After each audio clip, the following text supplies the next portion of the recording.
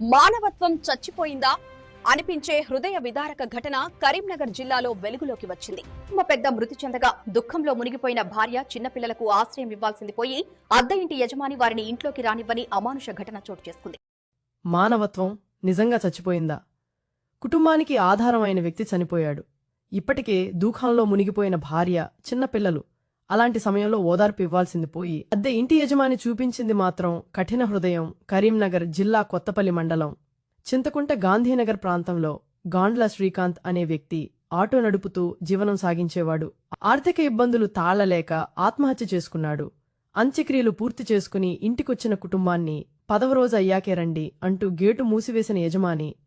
దీంతో ఎటు వెళ్లాలో తెలియని ఆ కుటుంబం చిన్నపిల్లలతో కలిసి శ్మశాన వాటికలోనే తలదాచుకోవాల్సిన పరిస్థితి. ఇది కేవలం ఓ ఘటన కాదు, మన సమాజం ఎదుర్కొంటున్న కఠిన సత్యం. ఇలాంటి సమయంలో సహాయం చేయాల్సింది మనమే. మానవత్వం ఇంకా బ్రతికే ఉందని చూపించాల్సిన సమయం ఇది.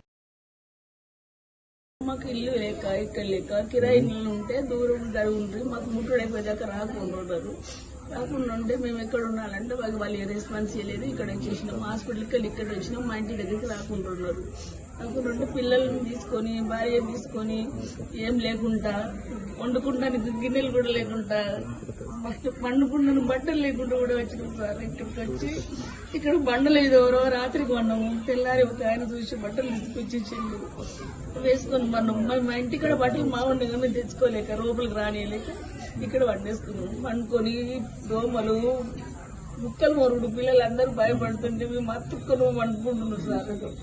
ఇంతకని మేము ఇంకేం చెప్పలేదు. మా కష్టం చూస్తే వాళ్ళే తెలుసుకోవాలి అంతే.